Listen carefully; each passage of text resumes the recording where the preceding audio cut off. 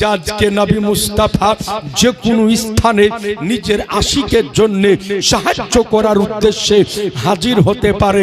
ওই ব্যক্তি হাত ধরে বলে, ইয়া রাসূলুল্লাহ, আমার এই বিপদের সময়তে আপনি এসেছেন, আমার এই বিপদের সময়তে আপনি হাজির হয়েছেন।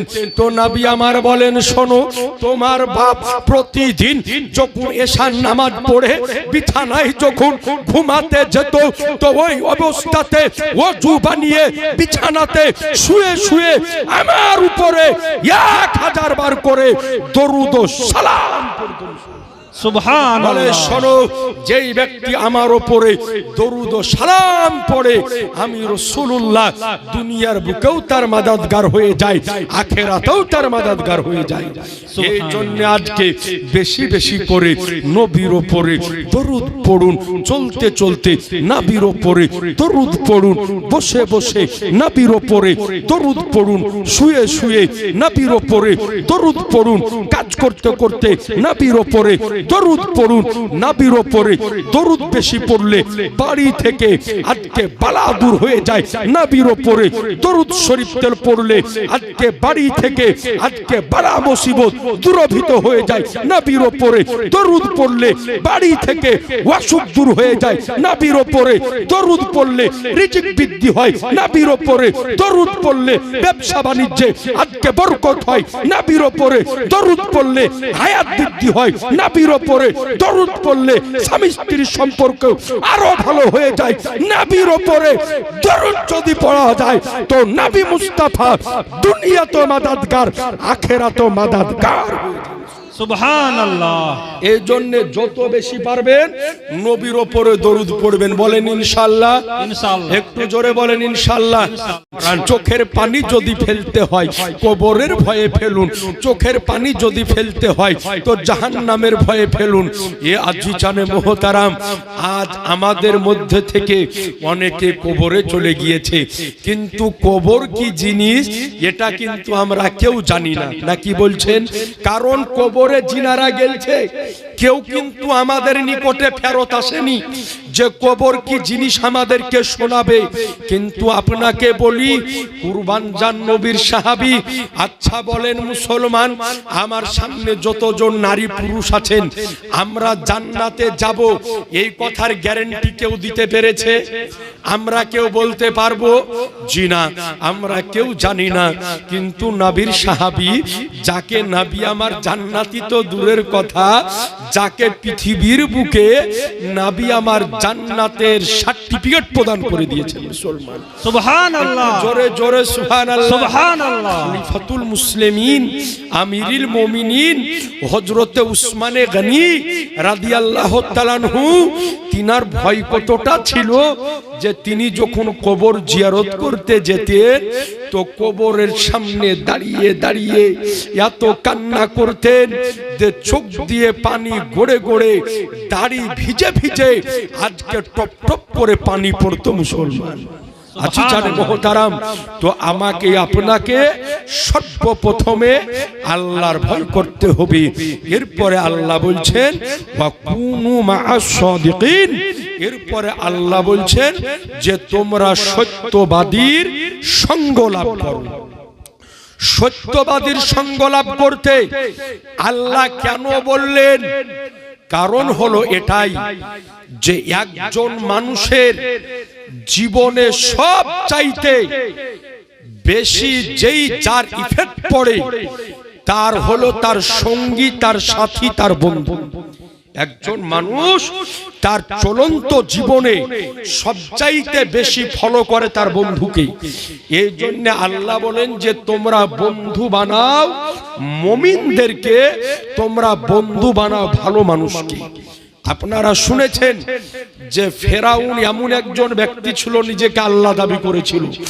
আপনি পুরো ফেরাউনের জীবনী যদি আলগা করেন তো ফেরাউনকে যত রকমের খারাপ বুদ্ধি দিত, তার বন্ধু ছিল একটা, তার নাম ছিল হামান।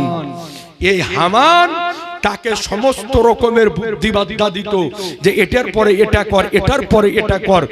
এই জন্য আল্লাহ বললেন ওয়াকুনু মা'আস সাদিকিন, তোমরা সত্যবাদীদেরকে বন্ধু বানাও, সঠিক মানুষকে বন্ধু বানাও, মুমিনদেরকে বন্ধু বানাও।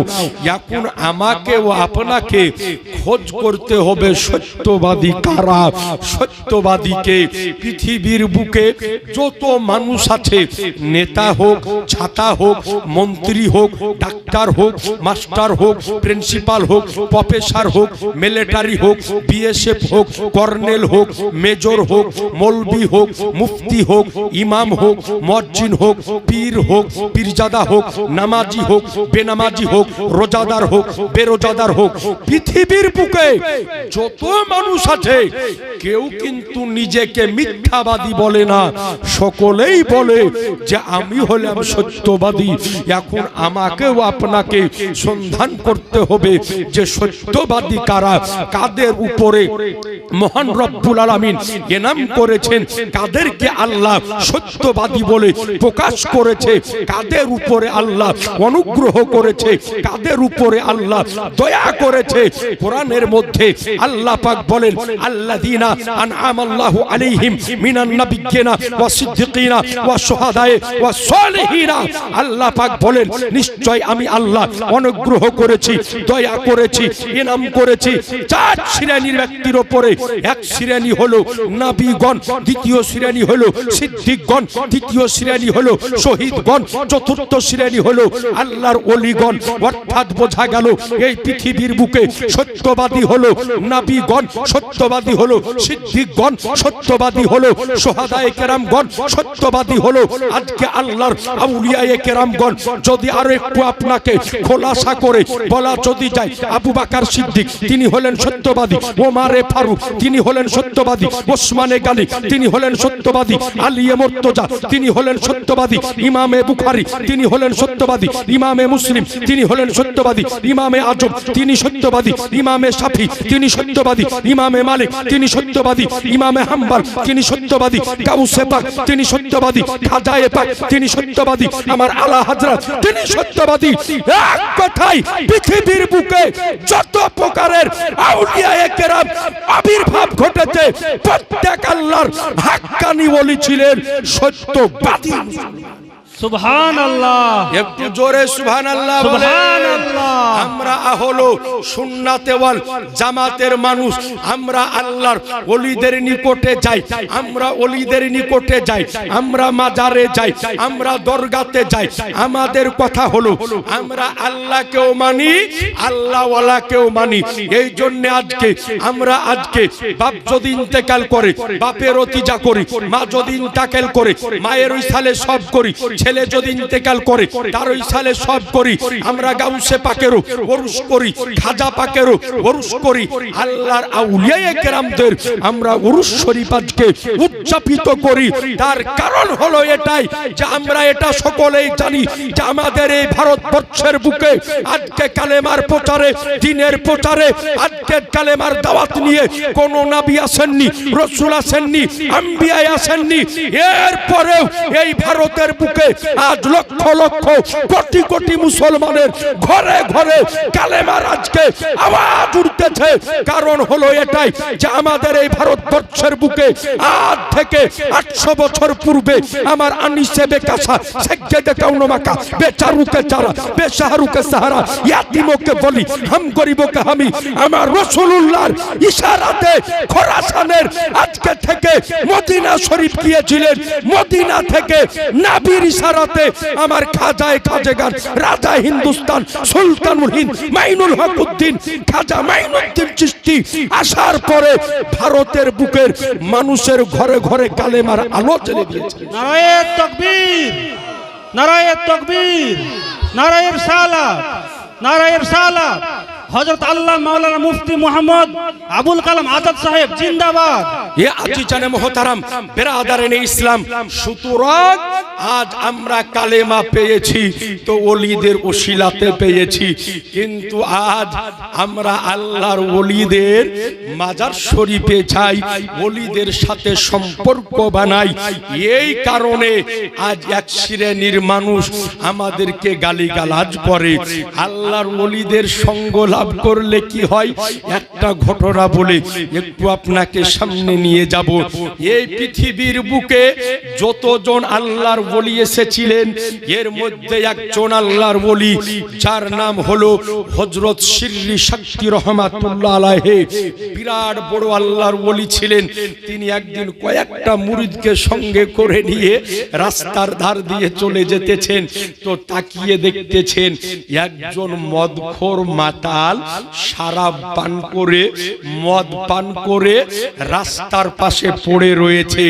মদ তো পান করেছে, মাতাল তো হয়েছে, শরাব তো খেয়েছে, কিন্তু মুখ দিয়ে আল্লাহ আল্লাহর জিকির জারি রয়েছে।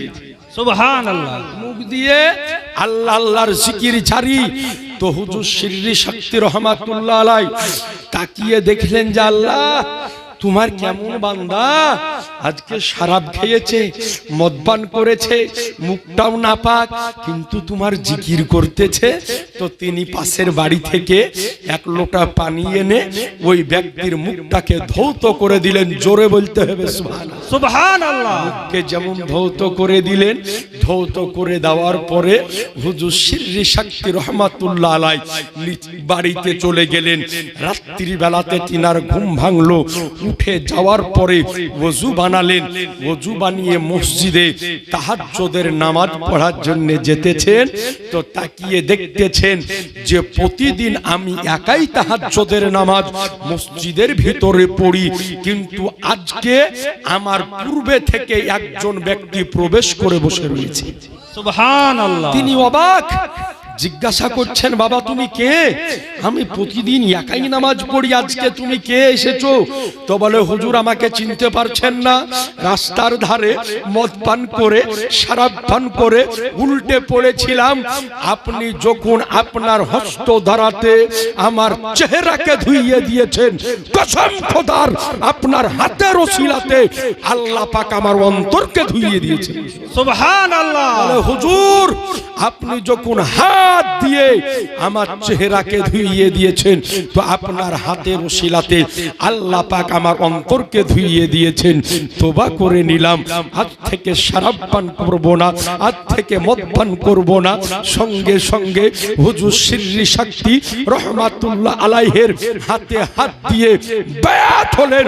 কিতাব সাক্ষী দেয় যে শেষ পর্যন্ত ওই ব্যক্তি আল্লাহর ওলি হিসাবে বিবেচিত হয়েছিল। সুবহানাল্লাহ। আল্লাহর ওলিদের সাথে আমরা সম্পর্ক বানাই, এই জন্য ওলিদের নিকটে আমরা যাই, এই জন্য পীরের কাছে আমরা যাই। এ আজিজানে মুহতারাম বেরাদারানে ইসলাম, কিন্তু আজ আমরা ওলিদের নিকটে যাই, পীরের নিকটে যাই, এই কারণে অনেকেই আমাদেরকে গালি দেয়। অথচ আপনি খবর নিয়ে দেখেন তার পূর্বপুরুষেরা কালেমা কিন্তু পড়েছে ওলিদের হাত থেকেই। বলেন সুবহানাল্লাহ।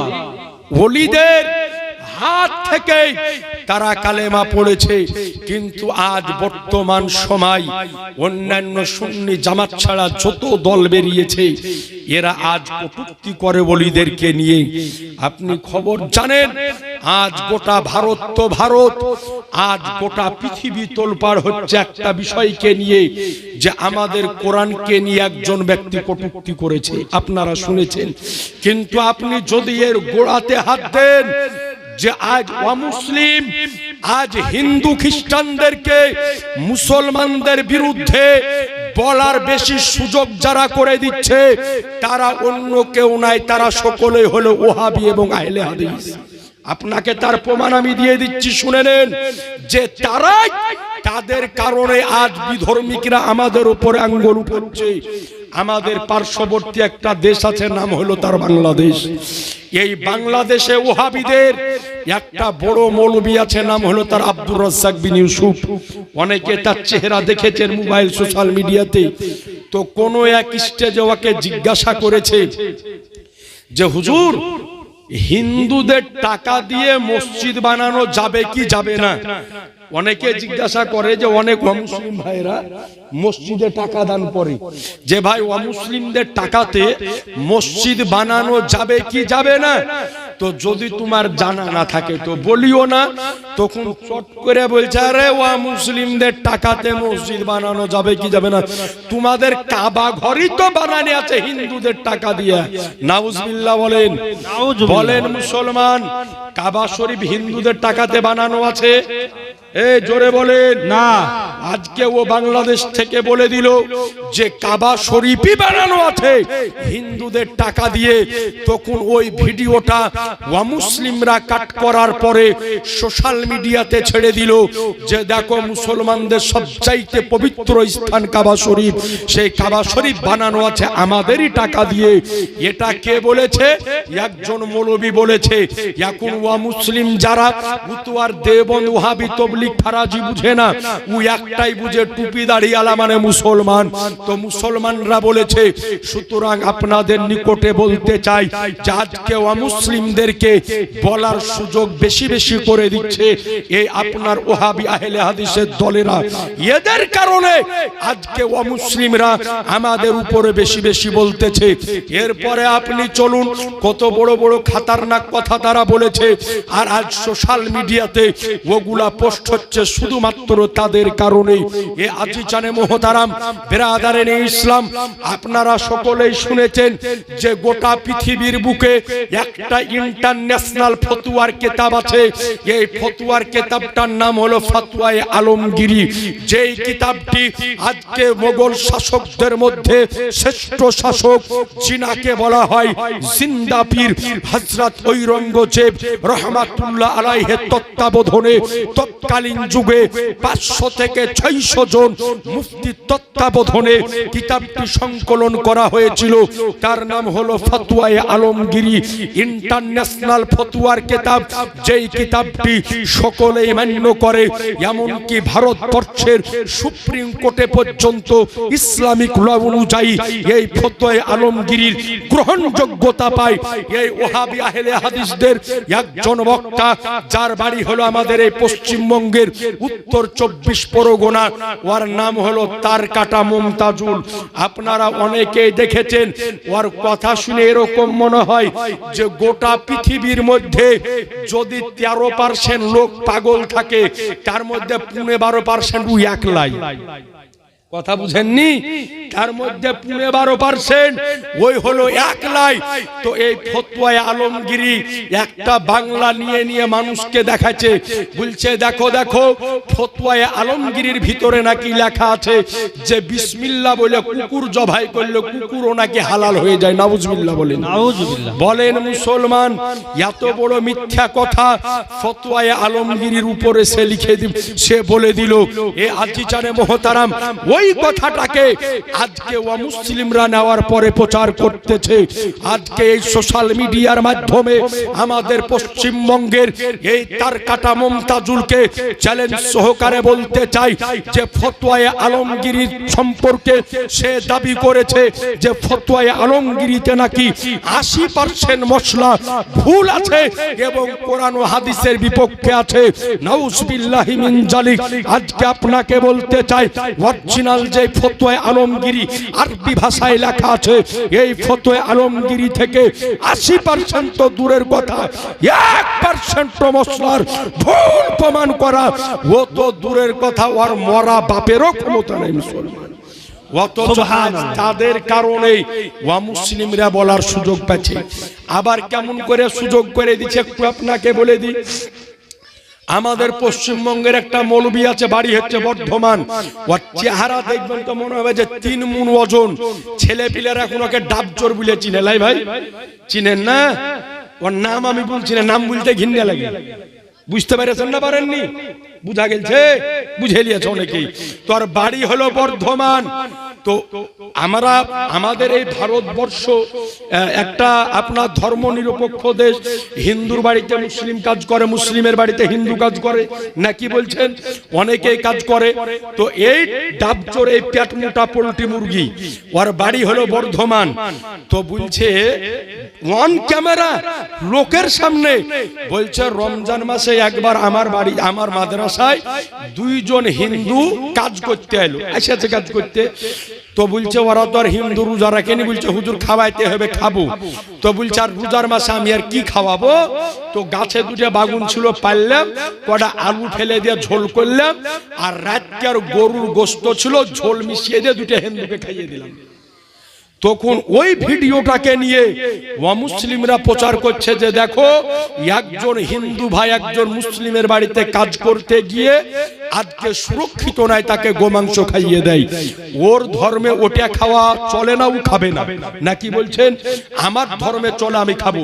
এখন যদি কোনো আমাদের ধর্মে শুয়োরের গোস্ত খাওয়া যায় না, নাকি বলছেন? শুয়োরের গোস্ত খাওয়া হারাম। যদি কোনো মুসলমান ভাই কোনো হিন্দু ভাইয়ের বাড়িতে কাজে যদি যায় আর ওই হিন্দু ব্যক্তি যদি তাকে শুয়োরের গোস্তের চর্বি যদি খাইয়ে দেয় আর পরকারে লোকের সামনে যদি বলে, তো মুসলমানের মনে আঘাত পাবে না? অবশ্যই পাবে। তো যেমন আমাদের জন্য শুয়োরের গোস্ত খাওয়া চলে না, হারাম, তো তার ধর্মে এটা বারণ আছে, ও খাবে না, আমি খাবো। ওর ধর্মে যেটা আছে ও খাবে। কিন্তু আজ এই অমুসলিমদেরকে বেশি বেশি করে বলার সুযোগ তারাই করে দিচ্ছে। তাদের কারণে আজকে মুসলিমরা বলে বেড়াচ্ছে যে মুসলমানদের চরিত্র হয় এরকম, মুসলমানদের চরিত্র হয় এরকম। আমাদের মুর্শিদাবাদে একটা থানা আছে, নাম হচ্ছে জলঙ্গি। নাম শুনেননি? জলঙ্গি থানা। এই জলঙ্গি থানাতে একটা নতুন মৌলবি উঠেছে ওহাবিদের। আরবি পড়েনি, মাদ্রাসা বাপের কালে যায়নি, জীবনে কোনোদিনও মাদ্রাসার চেহারা কোনোদিন দেখেনি। বাংলা পড়ে পড়ে আলেম হওয়ার পরে এমন দাঁত চিপে চিপে কথা বলে, একদম মানে মানুষকে পরিবর্তন করার কথা বলে। তো শুনিয়া মনে হয় যে রে ভালোই তো কথা বলছে, মানুষকে নমাজের কথা বলছে ভালোই। তো শুনি দেখতে দেখতে খোঁজ লিয়া দেখলাম যে এমন বদমাশের বদমাশ, ও বক্তাগিরি করতে করতে তোর মামিকে নিয়ে পালিয়ে গেছে। চিন্তা করেছেন? ও এখন বললে চিনালে আব্দুল করিম মামিচো, ওর বাড়ি হচ্ছে জলঙ্গি। খোঁজ লিয়া দেখুন ওর মামিকে নিয়ে পালিয়ে গেছে। চিন্তা করেছেন? ওই বলছে, ওই মামি চোরে বলছে যে বাড়িতে একটা ভিডিও একটু আগে আমাকে হানিফ ভাই দেখাচ্ছিল, যে বলছে বাড়িতে ঢুকার সময়তে মিলাদ করা, ফাতিহা করা, সিন্নি করা, এরপরে সিন্নি খাওয়ানো কি বলছে সব বেদাত এবং হারাম। কোন কিতাবে লেখা? চোর বাপের কিতাবে লেখা আছে। ওর কিতাবে কোন নবীর হাদিসে নাই, কোথায় ওদের বাপের বাড়ির কিতাবে আছে। কথা বুঝতে পেরেছেন? আজ মানুষ কেমনি করে বিভ্রান্তি করছে আর সাধারণ মানুষের ঈমানকে লুণ্ঠন করতেছে। এদের কারণে আজ অমুসলিমরা মুসলমানদের উপরে আঙ্গুল তোলার সুযোগ পেতেছে। আজ আপনাদেরকে বলতে চাই, এই আল্লাহর ওলিগণ এই ভারতবর্ষের বুকে ইসলাম আনয়ন করেছে। কেমন করে তারা ইসলাম এনেছে একটা মাত্র ঘটনা আপনাদের সামনে উপহার দিব। এ আছে জানে মোহতারাম, আমাদের এই ভারতবর্ষে এক নয় দুই নয় কমবেশ 200 বছর ইংরেজরা শাসন করেছে, অমানবিক অত্যাচার করেছে, আমরা আপনারা সকলেই জানি। এরপরে 200 বছর পরে 15ই আগস্ট 1947 সালে এই ভারতবর্ষ স্বাধীনতা লাভ করেছে। এ আজি জানে মোহতারাম, তো এই ভারতবর্ষের বুকে যখন ইংরেজদের শাসন আমল চলতেছিল, সাদা চামড়া ইহুদি খ্রিস্টানদের শাসন যখন চলতেছিল, আমাদের ভারতবর্ষে একটা জায়গা আছে, নাম হলো কাশ্মীর। এই কাশ্মীরের সরজমিনে 40 জন বিজ্ঞ আলেম, যাদের গায়ে ছিল লম্বা জামা, মাথায় ছিল টুপি আর মুখে ছিল লম্বা লম্বা দাড়ি, এরা আসলো দ্বীন এবং ইসলামের প্রচার করতে। দ্বীন ও ইসলামের প্রচার তারা শুরু করলো। এইদিকে ইংরেজ সরকারের লোকেরা দেখতে পেল যে 40 জন এইরকম দাড়িওয়ালা টুপিওয়ালা লোক যারা দ্বীন ও ইসলামের প্রচার করছে, তারা বলল তোমরা কিসের প্রচার করো? তো বললাম আমরা দ্বীন ও ইসলামের প্রচার করছি, কালেমার প্রচার করছি। তো ইংরেজ সরকারের সঙ্গপঙ্গ যারা ছিল তারা সরকার বাহাদুরের কাছে যাওয়ার পরে বলল যে 40 জন লম্বা জামাওয়ালা, লম্বা টুপিওয়ালা, লম্বা দাড়িওয়ালা ব্যক্তি এসেছে, তারা ইসলামের প্রচার করছে, তাদেরকে গ্রেফতার করে অতি তাড়াতাড়ি সাজা দেন, না হলে কিন্তু আমাদের ধর্ম থাকবে না, আমাদের ধর্ম পৃথিবীর বুক থেকে আজকে বিলুপ্ত হয়ে যাবে। সরকার বাহাদুর বলল সাজা কেমন করে দিব, তাদের তো কোনো দোষ বের করা লাগবে। সঙ্গপঙ্গরা বলল শোনো, ধরে নিয়ে আসবো আমরা, আর দোষও বের করব আমরা, কিন্তু সাজা দেওয়ার দায়িত্ব হলো আপনার।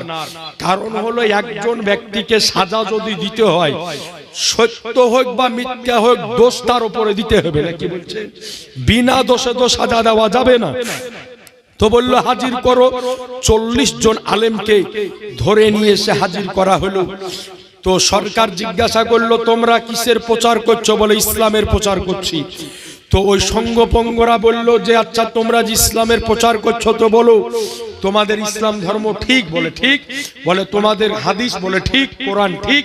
বলে তোমাদের ধর্ম সত্য না মিথ্যা? বলে সত্য। তো বলে তাইলে শোনো, তোমাদের ধর্ম যদি সত্য হয়, তোমাদের নবীর হাদিস যদি সত্য হয়, তো তোমাদের নবীর যতগুলা হাদিস আছে এর মধ্যে নবীর একটা হাদিস হলো যে বানি ইসরাইল গোত্রের নবীদের যে ক্ষমতা ছিল, এই শেষ নবীর উম্মতের মধ্যে যারা আলেম হবে আল্লাহ তাদেরকে ওই ক্ষমতা দান করবে। মুসলমান সুবহানাল্লাহ। তাইলে তোমাদের নবীর হাদিস যদি সত্য হয়, তোমরা হলে শেষ নবীর উম্মতের মধ্যে আলেম। তো তাইলে বানি ইসরাইল গোত্রের নবী ছিল ঈসা নবী, উনি মুর্দাকে জিন্দা করত।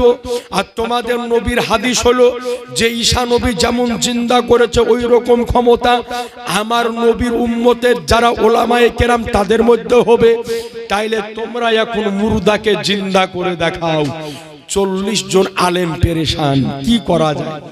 এই মুহূর্তে মুর্দাকে আমরা জিন্দা কেমন করে করব? কেমন করে মুর্দাকে জিন্দা করা যায়? 40 জন আলেমকে বলল যে মুর্দাকে জিন্দা করো, আর না হলে বলো যে তোমাদের নবীর হাদিস হলো মিথ্যা, তোমাদেরকে মেনে নিতে হবে।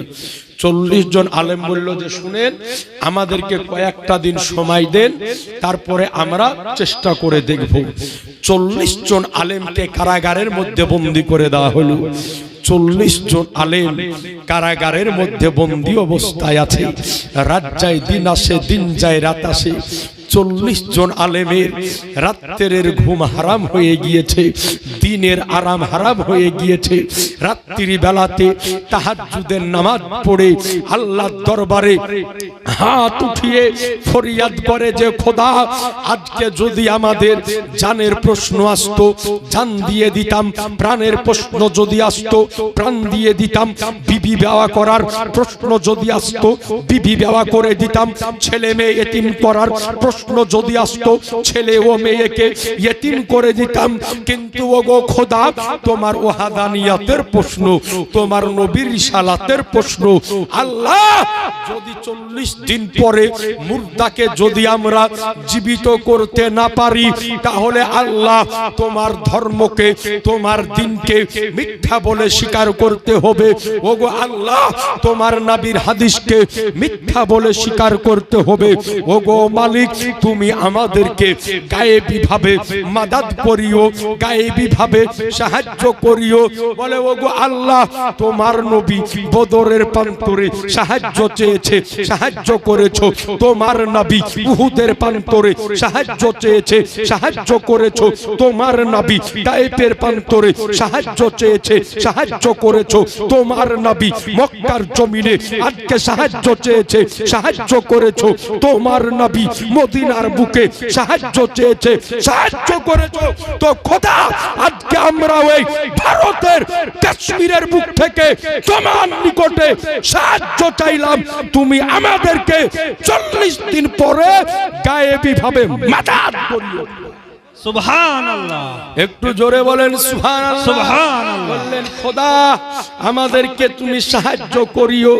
40 জন আলেম নির্জন রাত্রি কালে আজকে তাহাজ্জুদের নামাজ পড়ে আমার নবীর রওজার দিকে মুখ করে আজকে দোয়া চাইতেছে, ইয়া রাসূলুল্লাহ, ইয়া হাবিবাল্লাহ, আজকে 40 দিন হয়ে যাবে, ইয়া রাসূলুল্লাহ আমাদেরকে আগামীকাল সকাল বেলাতে সরকারের সামনে উপস্থিত হতে হবে, মুর্দাকে জীবিত করে দেখাতে হবে।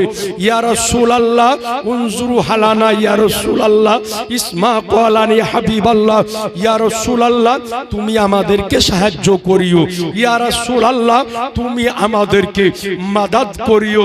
বলেন মুসলমান, নবীর কোন আশিক, নবীর কোন দিওয়ানা, নবীর কোন পাগল, নবীর কোন মাস্তানা পৃথিবীর কোন প্রান্তর থেকে যদি নবী মুস্তাফার সাহায্য যদি চাই, মাদাদ যদি চাই, তো নবী আমার সাহায্য করতে পারেন না? পারেন না?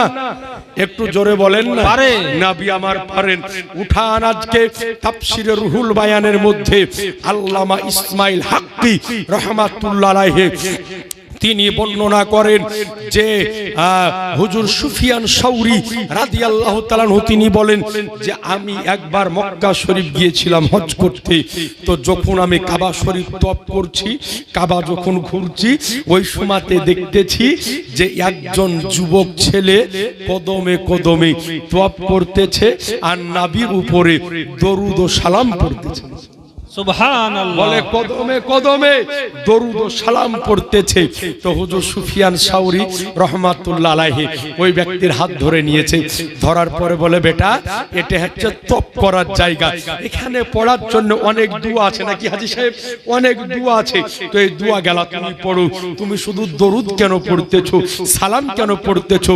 বলে হুজুর শোনেন, একদিন নির্জন রাত্রি কালে আমার বাপকে সঙ্গে করে নিয়ে ইরাকের জঙ্গল দিয়ে আমি হজের উদ্দেশ্যে আসতেছিলাম, পায়ে হেঁটে ইহীন অবস্থায় নির্জন রাত্রি কাল ছিল, আর হঠাৎ ওই রাত্রি বেলাতে গভীর জঙ্গলে আমার বাপের ইন্তেকাল হয়ে গেল। আমি চিন্তা করলাম খোদা আমার বাপের ইন্তেকাল হয়ে গেল, আমার বাপের মৌত হয়ে গেল, কত আশা ছিল বাপ এবং বেটা একসাথে যাব, মদিনাতে গিয়ে নবীর রওজাতে সালাম পেশ করব, একসাথে গিয়ে কাবা শরীফ আজকে তওয়াফ করব, একসাথে গিয়ে সাফা মারওয়া সাই করব, কিন্তু ওইটা আমার কপালে জুটলো না, বাপের ইন্তেকাল হয়ে গেল। একটু পরে তাকিয়ে দেখলাম তো আমার বাপের চেহারা কালো কুৎসিত হয়ে গিয়েছে। এক তো রাত্রি বেলা, দুই গভীর জঙ্গল, তিন বাপের চেহারা কালো কুৎসিত হয়ে গেল। এখন সাহায্য কে করবে, মাদাদ কে করবে? বলে আমি আমার বাপের চেহারাটাকে একটা কাপড় দিয়ে ঢেকে দিলাম। ঢেকে দেওয়ার পরে একটু পরে তাকিয়ে দেখলাম যে মদিনার দিক থেকে একজন ব্যক্তি ঘোড়ার উপরে আরোহণ করে বুরখা পরিহিত অবস্থায় আসার পরে ঘোড়া থেকে নেমে আমার বাপের চেহারার উপরে যেমনি হাত বুলিয়ে দেওয়া, বলে সঙ্গে সঙ্গে আমার বাপের চেহারা পূর্ণিমার চাঁদের মতো জ্বলজ্বল করতে সুবহানাল্লাহ। বলে আমি চিন্তা করলাম এই গভীর রাত্রিতে আমার বাপের এই বিপদের সময়, আমার এই বিপদের সময় কে আমাকে সাহায্য করলো? বলে যেমনই আমি হাত ধরে নিলাম, বলে চেহারা থেকে যেমনই কাপড় হটিয়েছে, তো আমি তাকিয়ে দেখতেছি যে আমার শাহানশাহে জিবাকার, মদিনাকে তাজদার, আহমদ মুখতার, নবিয়োকে সর্দার, দোনো জাহানের মালিক ও মুখতার আমার রাসূলুল্লাহ সাহায্য করার উদ্দেশ্যে রওজা থেকে আমার নিকটে আজকে নির্জন রাত্রিকালে হাজির হয়ে গিয়েছেন। সুবহানাল্লাহ। একটু জোরে হবে না সুবহানাল্লাহ? এ আছি জানে মোহতারাম, তাহলে বোঝা গেল যে আজকে নবী মুস্তাফা যে কোনো স্থানে নিজের আশিকের জন্য সাহায্য করার উদ্দেশ্যে হাজির হতে পারে। ওই ব্যক্তি হাত ধরে বলে ইয়া রাসূলুল্লাহ আমার এই বিপদের বিপদের সময়তে আপনি এসেছেন, আমার এই বিপদের সময়তে আপনি হাজির হয়েছেন। তো নবী আমার বলেন, শোনো, তোমার বাপ প্রতিদিন যখন এশার নামাজ পড়ে বিছানায় যখন ঘুমাতে যেত, তো ওই অবস্থাতে ওযু বানিয়ে বিছানাতে শুয়ে শুয়ে আমার উপরে 1000 বার করে দরুদ ও সালাম পড়তো। বলে, সুবহানাল্লাহ। শোনো, যেই ব্যক্তি আমার উপরে দরুদ ও সালাম পড়ে, আমি রাসূলুল্লাহ দুনিয়ার বুকেও তার মাদাদগার হয়ে যায়, আখিরাতেও তার মাদাদগার হয়ে যায়। এই জন্য আজকে বেশি বেশি করে নবীর উপরে দরুদ পড়ুন, চলতে চলতে নবীর উপরে দরুদ পড়ুন, বসে বসে নবীর উপরে দরুদ পড়ুন, শুয়ে শুয়ে নবীর উপরে দরুদ পড়ুন, কাজ করতে করতে নবীর উপরে দরুদ পড়ুন। নবীর উপরে দরুদ বেশি পড়লে বাড়ি থেকে আজকে বালা দূর হয়ে যায়। নবীর উপরে দরুদ শরীফ তেল পড়লে আজকে বাড়ি থেকে আজকে বালা মুসিবত দূরভূত হয়ে যায়। নবীর উপরে দরুদ পড়লে বাড়ি থেকে অসুখ দূর হয়ে যায়। নবীর উপরে দরুদ পড়লে রিজিক বৃদ্ধি হয়। নবীর উপরে দরুদ পড়লে ব্যবসা বাণিজ্যে আজকে বরকত হয়। নবীর উপরে দরুদ পড়লে হায়াত বৃদ্ধি হয়। নবীর উপরে দরুদ পড়লে স্বামী স্ত্রীর সম্পর্ক আরো ভালো হয়ে যায়। নবীর উপরে দরুদ যদি পড়া যায় তো নবী মুস্তাফা দুনিয়াতে মাদাদগার, আখিরাতে মাদাদগার। সুবহানাল্লাহ। এই জন্য যত বেশি পারবেন নবীর উপরে দরুদ পড়বেন। বলেন ইনশাআল্লাহ। ইনশাআল্লাহ। একটু জোরে বলেন ইনশাআল্লাহ।